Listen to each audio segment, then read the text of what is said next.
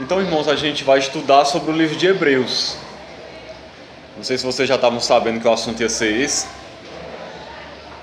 É um livro muito bom.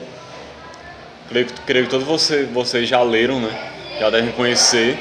Mas a gente vai procurar aprofundar um pouco mais e tentar conhecer mais algumas particularidades a respeito desse livro, que tem muita coisa maravilhosa, muita coisa interessante. Eu lembro, não sei vocês, mas quando eu li a primeira vez o livro de Hebreus, eu não entendi nada. Fiquei mais perdido que esse segue em tiroteio. Eu achei uma coisa muito difícil, complicada, porque o livro de Hebreus, ele fala de muita coisa do Antigo Testamento, muita coisa da lei, dos sacrifícios, do sacerdócio. E se você não entender o Antigo Testamento, aí às vezes você não entende ao que é que ele está se referindo. Porque ele faz uma demonstração de que a nova aliança é superior à antiga aliança que Deus fez com o povo de Israel. Então ele mostra que tudo aquilo ali já se cumpriu em Cristo e agora nós estamos numa nova aliança superior. Basicamente é isso que o livro de Hebreus procura trazer, essa mensagem de que a nova aliança é superior. Então vamos lá, a mensagem de Hebreus. Esta primeira lição abre a cortina mostrando o cenário e o pano de fundo da carta aos Hebreus. Também responde 5 perguntas básicas sobre a carta. Ela revela porque Jesus Cristo é superior a tudo e a todos, incluindo homens e anjos. Isso aqui é uma coisa muito interessante nessa carta, que o escritor ele vai procurar mostrar que Jesus é muito superior a Moisés, aos anjos, aos profetas.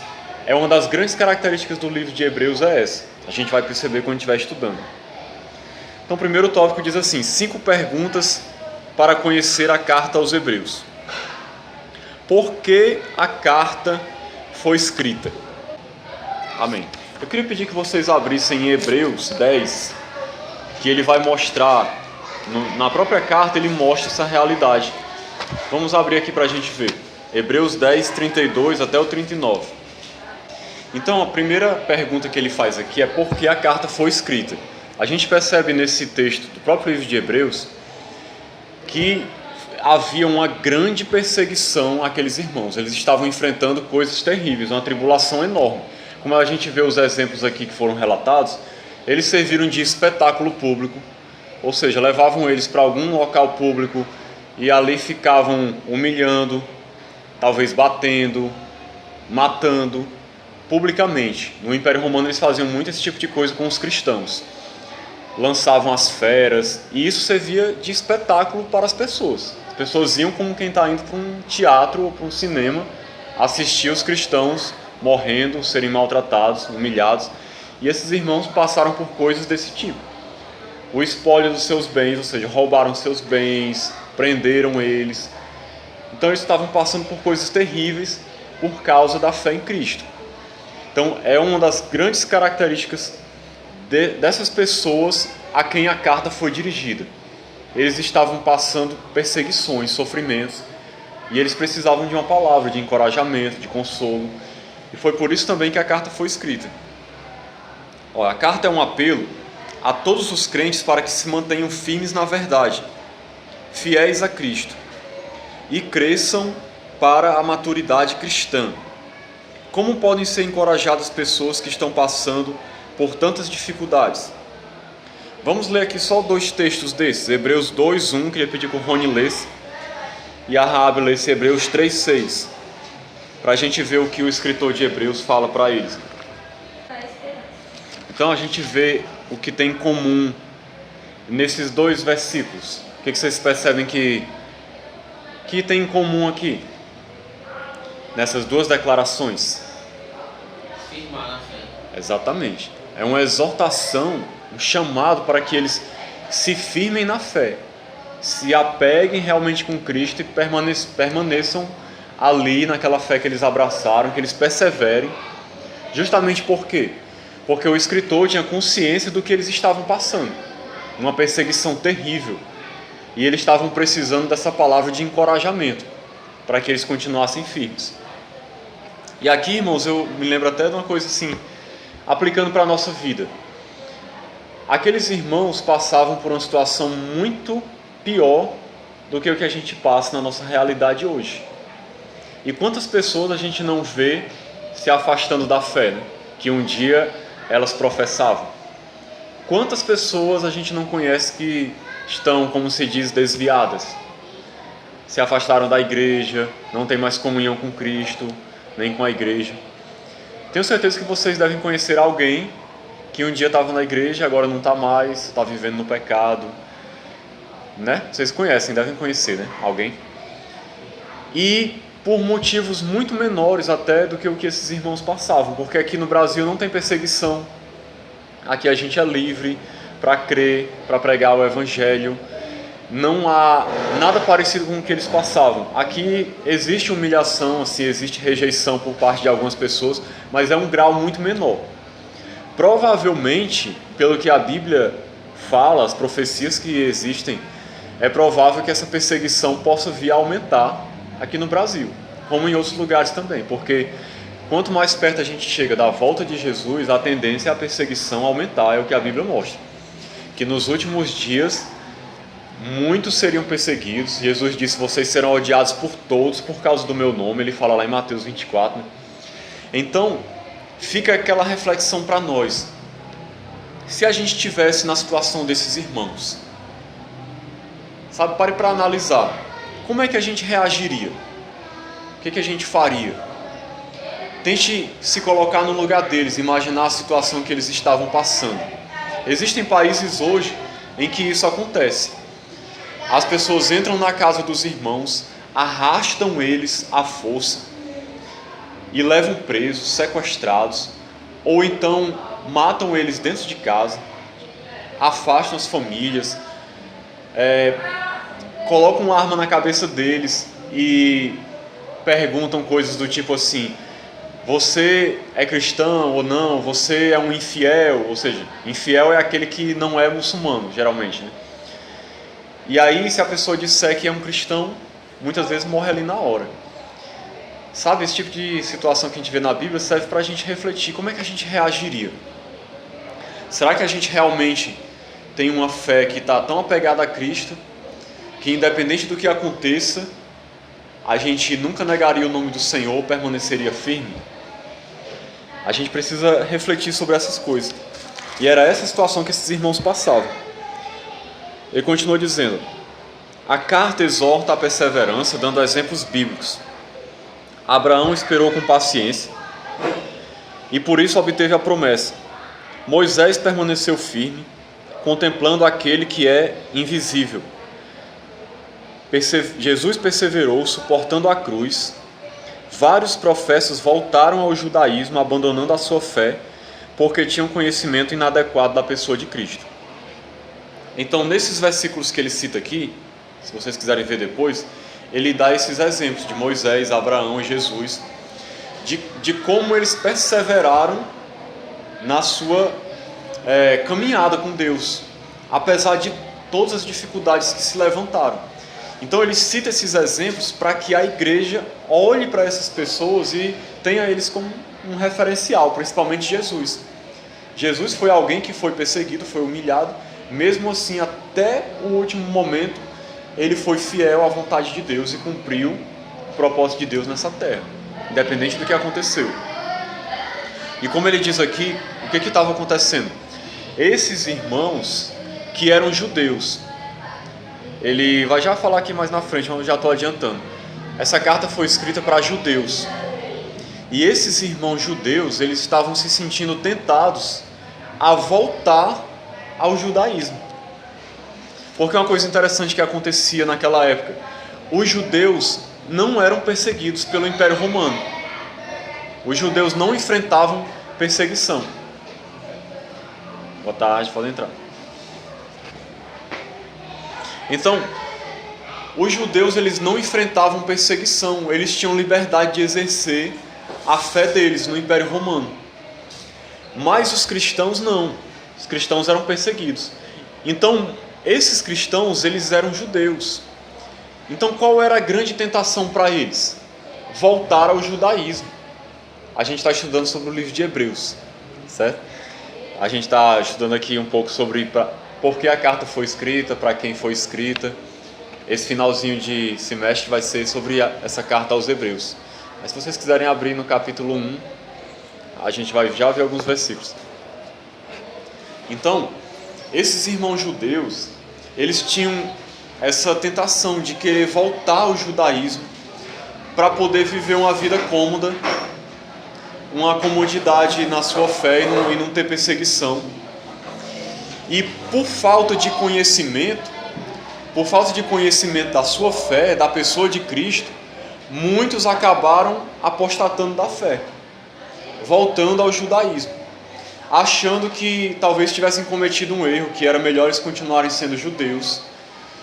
E essa carta foi escrita porque o escritor detectou essa necessidade desses irmãos entenderem o porquê que eles precisavam continuar firmes na fé, na caminhada deles com Cristo, o porquê que valia a pena eles perseverarem apesar da perseguição, o porquê que valia a pena eles continuarem crendo e não voltarem ao judaísmo. Esse é o grande propósito da carta, fazer com que esses irmãos entendessem a fé deles, entendessem que eles tinham feito a melhor escolha e que não se sentissem tentados a voltar ao judaísmo, a cometer esse erro de querer voltar à fé que eles tinham antes. Então a carta enfatiza a superioridade de Cristo, apresentando-o como profeta, sacerdote e rei.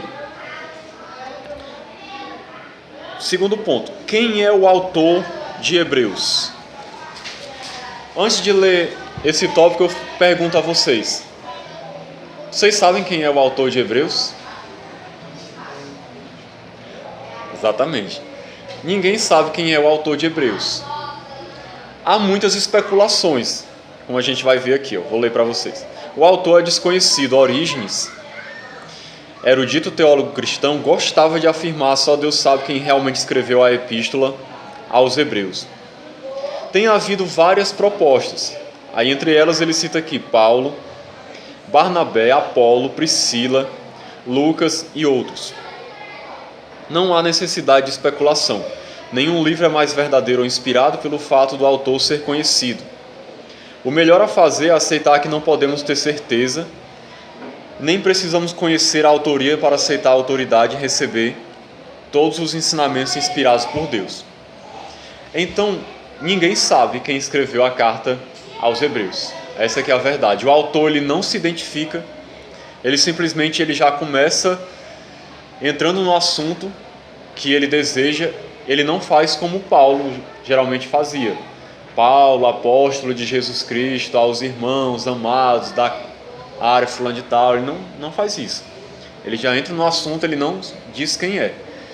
E aí há muitas especulações, mas não tem como bater o martelo e dizer foi essa pessoa ou foi essa outra, porque não existe como provar isso historicamente. Não tem. É uma coisa que a gente só vai saber quando chegar no céu, quem escreveu o livro aos Hebreus. Mas isso tem importância? Não tem. Isso não vai afetar o entendimento da carta, isso não tira a inspiração do livro, isso não traz dificuldade nenhuma. Quem eram os leitores da carta aos Hebreus?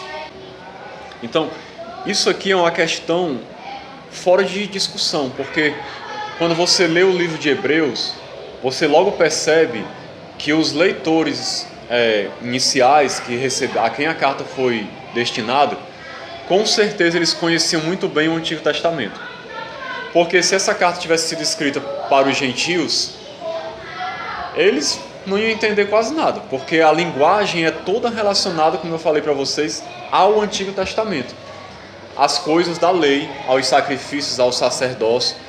Então, foi escrito para pessoas que conheciam aquela realidade, conheciam muito bem o Antigo Testamento. Quando a carta foi escrita?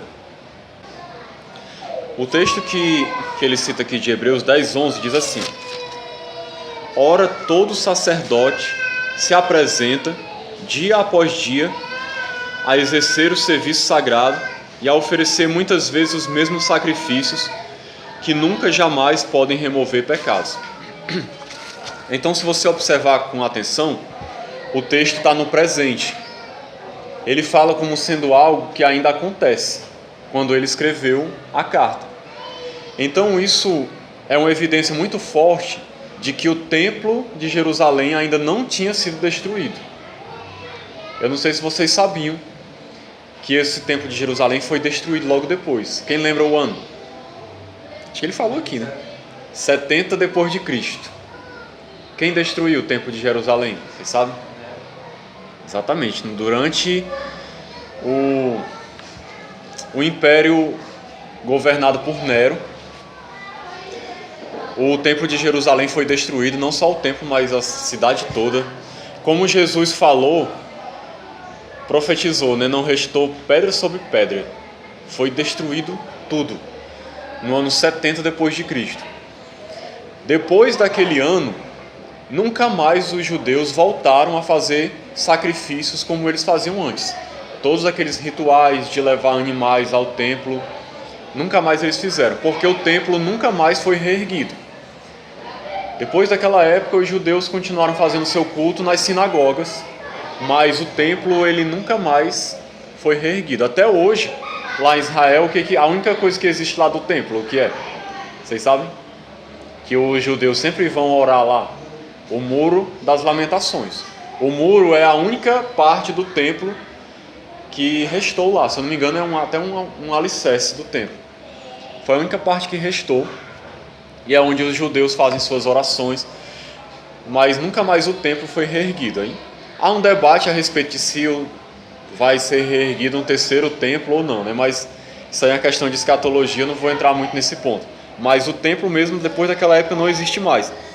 Mas como a gente vê aqui, quando o autor escreveu, existia, os sacrifícios ainda eram feitos. Então, provavelmente, a carta foi escrita durante a perseguição de Nero, em torno de 65 a 70, antes do templo ser destruído, foi quando essa carta foi escrita para esses irmãos, que era um tempo de muita tribulação que eles passavam. E a quinta pergunta, qual é a mensagem da carta aos Hebreus? Então, isso é um ponto muito importante para você entender a carta. A gente falou de um grande motivo porque a carta foi escrita, foi para exortar os irmãos a perseverarem na fé. De que eles tinham necessidade de perseverança diante de toda a perseguição. E o outro ponto que é mais fundamental ainda é mostrar a superioridade de Jesus Cristo. Então, eles precisavam de perseverança. Mas como é que eles iam perseverar? Era fundamental que eles conhecessem o autor da fé deles, aquele que eles diziam que confessavam como Senhor e Salvador. Então esse ponto era fundamental e o autor de Hebreus percebeu isso, claro, por orientação do Espírito Santo, de que aquela igreja precisava compreender isso, a superioridade de Jesus. É por isso que ele já começa o capítulo 1 já falando disso. Ele já começa logo falando do quanto Jesus é superior. E é o que a gente vai ver aqui no resto da lição, que ele vai destacar a superioridade de Jesus. Durante toda a carta de Hebreus, isso é um tema tratado constantemente, de que Jesus é maior, de que Jesus é melhor, de que Jesus é superior a tudo da antiga aliança. Então, para que ele diz tudo isso? Para que eles não vissem necessidade de querer voltar para o judaísmo, achando que o judaísmo era melhor. A intenção era que eles compreendessem que eles tinham tomado a decisão certa. Então vamos lá para o ponto 2. Deus falou e continua falando. Vamos ver aqui Hebreus 1. Hebreus capítulo 1, versículo 1. Versículo 1 e o versículo 2. Diz assim: havendo Deus outrora falado muitas vezes e de muitas maneiras aos pais pelos profetas, nestes últimos dias nos falou pelo Filho, a quem constitui o herdeiro de todas as coisas, pelo qual também fez o universo. Deus falou e continua falando. Então ele começa já deixando bem claro isso, que Deus é um Deus que fala. Um Deus que falou de muitas maneiras e de muitos modos no passado. Ou seja, que eles serviam a um Deus vivo, não um ser qualquer impessoal. E eles, como judeus, acreditavam nisso, claro, mas ele quis só enfatizar de que Deus é um Deus que fala, um Deus real, que se comunica. Então ele pega o gancho para poder mostrar, como a gente vai ver aqui depois, que Deus falou de muitas maneiras no passado, e pelos profetas, principalmente, e que agora Deus está falando ainda, mas de uma maneira ainda mais superior, porque agora Deus está falando através do Filho, é o que a gente vai ver aqui depois. Mas antes, vamos ver aqui o tópico 1 que ele diz, como Deus falou ontem, para a gente entender como Deus falou ontem. Amém. Então, como ele deixa claro aqui, Deus falou de muitas maneiras. Ele cita até os exemplos, leis, instituições, cerimônias, reis, juízes, sacerdotes, visões. Até através de um animal Deus falou, né? Até através da jumenta, falou com Balaão. Então Deus falou de muitas maneiras, e a principal maneira que Deus falou foi pelos profetas. Os profetas realmente falavam da parte de Deus, quando eles diziam, como ele comenta aqui, assim diz o Senhor. Era uma mensagem realmente que eles receberam de Deus e transmitiam ao povo. Então Deus nunca ficou em silêncio, Deus sempre falou.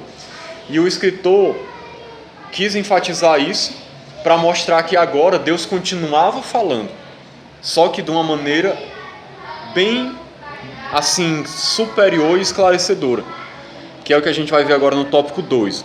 Como Deus fala hoje. Hebreus 1:2, que a gente já leu. Então, isso aqui é importante destacar, que a revelação de Deus ela é progressiva. Deus ele foi se revelando durante toda a história e foi progredindo a revelação. Se você olhar o conhecimento que as pessoas tinham lá na época dos patriarcas a respeito de Deus, não era o mesmo conhecimento que a gente tem hoje.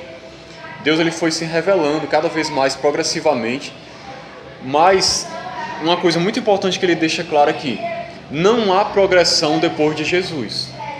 Ou seja, depois dos ensinamentos de Jesus e que foram repassados pelos apóstolos, não há mais nova revelação. Não há mais algo novo a ser trazido ao mundo. A revelação de Deus foi encerrada com Jesus Cristo e através dos seus apóstolos e que ficou registrada na Bíblia.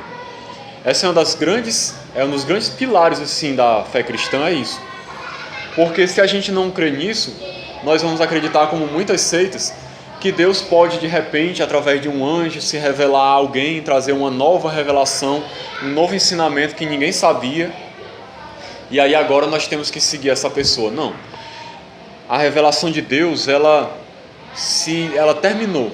Como o verbo aqui, ele está num tempo que ele deixa claro que a revelação acabou ali, com Cristo, e ele trouxe a revelação final, tudo que a gente precisava saber. Os apóstolos eles continuaram falando a respeito da revelação trazida por meio de Cristo. Então, nada mais pode ser acrescentado. Nada mais pode ser acrescentado à Bíblia, a tudo aquilo que a gente aprendeu de Jesus e dos apóstolos que falaram pelo Espírito de Cristo.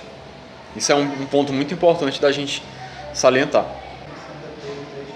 Então, só enfatizando isso que ele falou aqui, toda vez que você vê a Bíblia falando os últimos dias no Novo Testamento, não está falando de um tempo que ainda vai chegar quando Jesus estiver perto de voltar, não. A gente não vai ler esses textos aqui porque não dá tempo, a gente tem só 20 minutos, ainda tem muita coisa para ver, mas esses textos, quando se referem aos últimos dias, eles sempre falam de um período que começou desde a época da ressurreição e ascensão de Jesus e vai até a volta de Cristo. Esses são os últimos dias. Nós já estamos nos últimos dias, nós não vamos chegar nesses últimos dias ainda. Pronto. Então, antes de falar desses fatos acerca de Jesus, só enfatizando mais uma vez isso que ele fala aqui. Essa frase que ele fala aqui resume bem, quando ele diz: o passado cedeu lugar a coisas melhores. Era o que ele queria que os irmãos entendessem, aqueles irmãos judeus, que o passado cedeu lugar a coisas melhores, que agora a situação que eles estavam vivendo em Cristo era superior. E ele vai mostrar que era o propósito de Deus chegar a essa nova realidade, algo que era melhor, que era superior ao que eles tinham vivido na antiga aliança.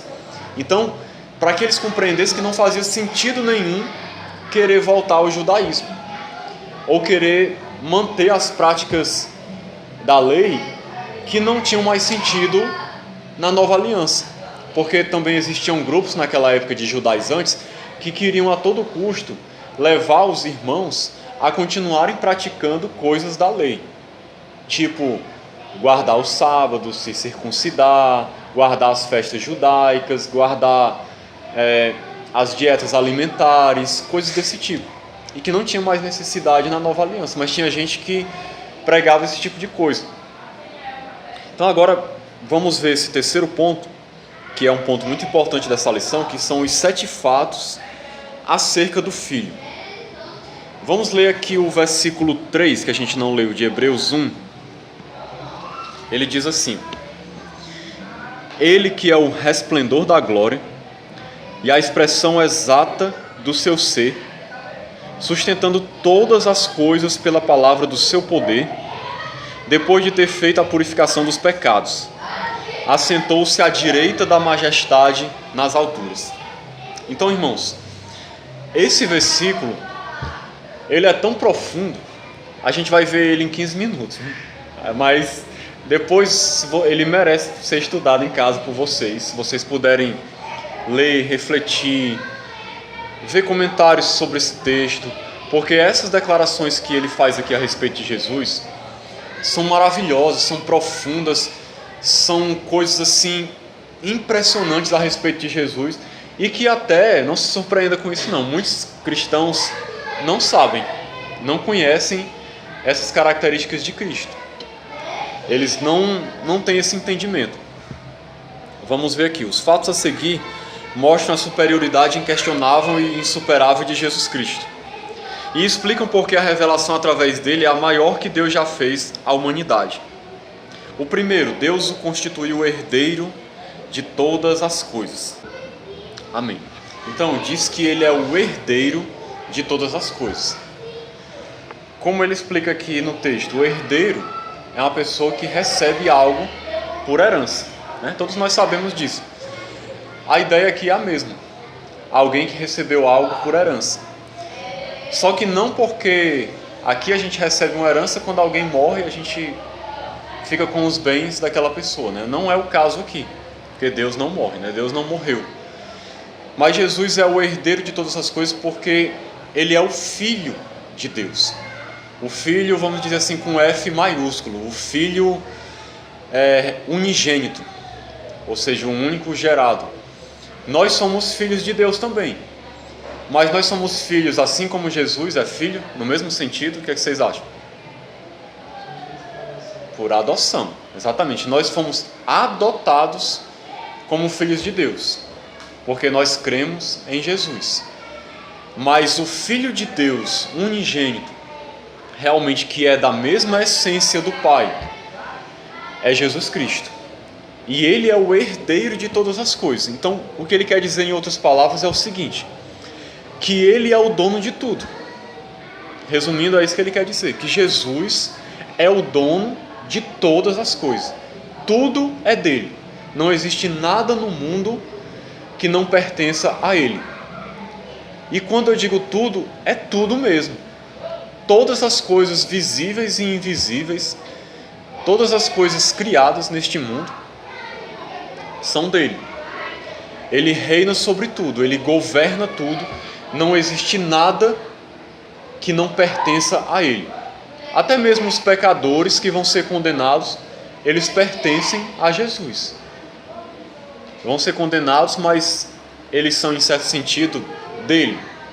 Pertencem a ele. Não existe nada que ele não tenha a posse daquilo. Até o diabo, em certo sentido, ele foi criado por Deus. Ele é uma criatura de Deus, ele é uma criatura de Cristo também, porque Jesus criou todas as coisas também. Ele estava na criação. Então tudo é dele, é como diz lá em Romanos, capítulo 11. Porque dele, por ele, para ele são todas as coisas. Isso também se enquadra para Jesus, não só para o Pai. Todas as coisas são dele. Ele governa sobre tudo, tudo pertence a ele. E um detalhe interessante, irmãos, é que não só porque ele é o Filho de Deus, mas também porque ele cumpriu o seu propósito aqui na terra, cumpriu a vontade de Deus, morreu pelos nossos pecados, venceu a morte. É tanto que quando ele ressuscita, ele diz: todo poder é me dado nos céus e na terra. Então ele governa sobre tudo. Ponto 2. Foi através do Filho que Deus fez o universo. Então, esses textos aqui falam também de Jesus como Criador. Eu vou ler só um aqui para vocês. Colossenses 1:16. Tudo foi criado por meio dele e para ele. Na verdade, o início do versículo: pois nele foram criadas todas as coisas, nos céus e sobre a terra, as visíveis e as invisíveis, sejam tronos, sejam soberanias, quer principados, quer potestades, tudo foi criado por meio dele e para ele. Então, Jesus, ele fez o universo, ele fez tudo, tudo foi criado por ele. Ele é criador também. Interessante, irmão, só uma observação sobre esse versículo que a gente está lendo. Não sei se vocês já se depararam em algum dia com o testemunho de Jeová. E se tiveram alguma dificuldade de conversar com ele, alguma coisa do tipo assim. Vocês sabem que os testemunhos de Jeová não creem nisso aqui que a gente está estudando, né? A visão deles é que Jesus é um Deus, mas um Deus inferior, que foi criado pelo Pai, que teve um começo, que não deve ser adorado. Eles acham que Jesus é Deus, mas uma divindade inferior. Então eles acabam sendo politeístas, mesmo eles não assumindo isso. Se algum dia você tiver com... Pois é.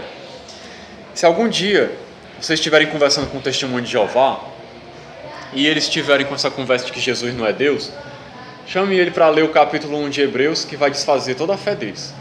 Porque aqui Jesus é colocado como Deus, Jesus aqui é adorado, tudo que é dito do Pai é dito de Jesus aqui. Então não há dúvidas nenhuma de que Jesus é Deus, de que Jesus é tão divino quanto o Pai. Esse outro tópico aqui, eu deixei isso muito claro também. O Filho é o resplendor da glória de Deus. Então, esse versículo diz que Jesus é o resplendor da glória. Esse exemplo que ele dá aqui para ilustrar, ilustra muito bem, como que o sol irradiando seus raios de luz. É como, na comparação aqui, é como se o sol fosse o Pai, os raios de luz, o Filho. Porque Jesus, ele é o resplendor. O resplendor aqui, ele tem o sentido de uma coisa que emana de outra, que sai de outra. Resplandece de uma outra coisa. Claro que não uma coisa, porque Deus não é uma coisa, mas é um ser pessoal. Mas só para vocês entenderem. Assim como os raios de luz saem do sol, Jesus, a glória que foi revelada através dele, é o resplendor da glória de Deus. A Bíblia diz que ninguém nunca viu a Deus, que ele habita em luz inacessível. Lá em João fala isso, mas o Filho, que é Jesus, o revelou. Quando nós vemos a glória de Jesus, nós estamos vendo a glória de Deus. Então ele é o resplendor da glória. Não é uma glória menor, é a mesma glória do Pai. Ele tem a mesma glória. Então ele resplandeceu essa glória para o mundo. O mundo conheceu melhor a Deus através de Jesus. Quando Jesus encarnou, veio ao mundo. Por isso que lá em João 1 diz que vimos a sua glória, glória como do unigênito do Pai. Ele revelou quem é Deus, ele revelou a glória de Deus, ele resplandeceu essa glória para toda a humanidade, para que a humanidade pudesse ver essa glória de Deus. Amém. Esse texto de Colossenses 1,15 diz que Jesus é a imagem do Deus invisível. Então, essa declaração é impressionante, irmãos. É que Jesus é a expressão exata de Deus. O versículo diz, é a expressão exata do seu ser. Do ser de quem? O ser de Deus. Jesus, ele expressa exatamente, ou seja, quando você vê Jesus, você está vendo Deus, você está vendo o Pai. É por isso que ele disse, eu e o Pai somos um. Porque, e ele disse também para Filipe, está lá em João 14, Filipe disse, Senhor, mostra-nos o Pai. E ele disse, vocês estão há tanto tempo comigo e dizem isso, quem vê a mim vê ao Pai. Ou seja, quem vê a Jesus está vendo a Deus. Ele é a exata expressão de Deus. É a imagem de Deus perfeita. Mas o que vocês acham? Porque a Bíblia diz que nós somos também imagem de Deus, né? Será que é nesse mesmo sentido aqui, de que Jesus é a imagem de Deus? Será que a gente é a imagem de Deus nesse mesmo sentido de que é a expressão exata do ser de Deus? E nós temos alguns atributos de Deus, tipo amor, bondade, né, santidade, são os chamados atributos comunicáveis. Mas existem atributos que são só de Deus: onisciência, onipresença, imutabilidade, eternidade. E nós não temos esses atributos, mas Jesus tem tudo isso. Então ele é a representação exata, ele é totalmente igual ao Pai. Quem vê a ele vê ao Pai, é isso que ele está dizendo aqui. Ou seja, ele tem uma imagem perfeita, né? Ponto 5. O Filho sustenta todas as coisas pela palavra do seu poder. Deixa eu ler. O conceito de sustenta é bastante dinâmico, ou seja, não é apenas segurar por baixo, suportar, mas envolve movimentos. Cristo é quem faz com que todas as coisas sigam seu curso, determinado por Deus. Ele faz a história se movimentar. O que o Filho usa para sustentar todas as coisas é a palavra do seu poder. A própria carta aos Hebreus declara que o universo foi formado pela palavra de Deus. Paulo afirma que nele tudo subsiste, falando de Cristo. R.A.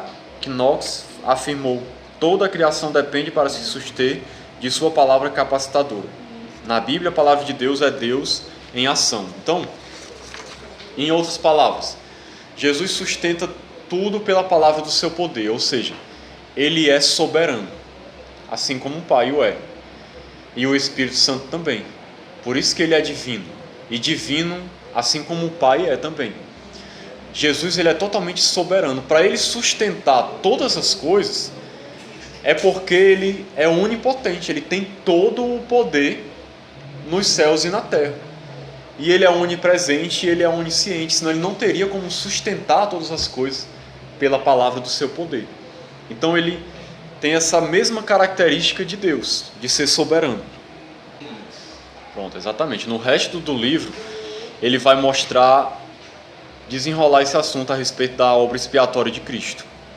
O 7, ele diz: o Filho está assentado à direita da majestade nas alturas. O último fato acerca do Filho mostra onde ele está hoje. O lugar é duplamente honroso. Primeiro, ele está à direita, que na cultura bíblica é sempre uma posição de autoridade. Segundo, ele está nas alturas. A Bíblia descreve Deus como o Altíssimo. O termo quer simplesmente nos informar que não há qualquer acima dele. Então Jesus está, como diz o texto aqui, assentou-se à direita da majestade nas alturas. Em outras palavras, ele tem a mesma autoridade que o Pai. Ele é Deus também, está do lado do Pai, governando tudo, reinando nas alturas, na glória, no céu. É uma maneira do autor destacar a divindade de Cristo, o poder de Cristo, a importância dele, a preeminência que ele tem acima dos anjos, acima de Moisés, acima dos profetas, acima de todos. Cristo é muito superior. Eram essas coisas aqui que os irmãos estavam precisando compreender a respeito de Jesus. Talvez eles estavam pensando que Jesus era tipo só mais um profeta, tipo só mais alguém que foi criado e enviado por Deus ao mundo. Muitos desses judeus até tinham uma reverência muito grande por anjos. Vocês vão ver na segunda aula. E talvez até mais do que a Jesus. E até porque esses judeus que tinham se tornado cristãos, eles estavam vivendo num contexto pagão, né? Tendo contato com todo o paganismo, e com certeza estavam sendo influenciados por isso também. Como a questão dos anjos, que ele vai falar no capítulo 2 dos anjos, justamente porque tinham cristãos que estavam reverenciando muito anjos, até um tipo de idolatria. Então esses irmãos precisavam voltar e, assim, precisavam conhecer realmente a essência da fé que eles tinham abraçado, para que eles não se envolvessem em paganismos, em ideias erradas a respeito de Cristo e daquilo que eles estavam crendo. Porque se eles tivessem uma fé deficiente, eles corriam o risco de se afastar, de querer de repente abandonar a fé que eles diziam que tinham abraçado. Amém, irmãos? Então vamos orar.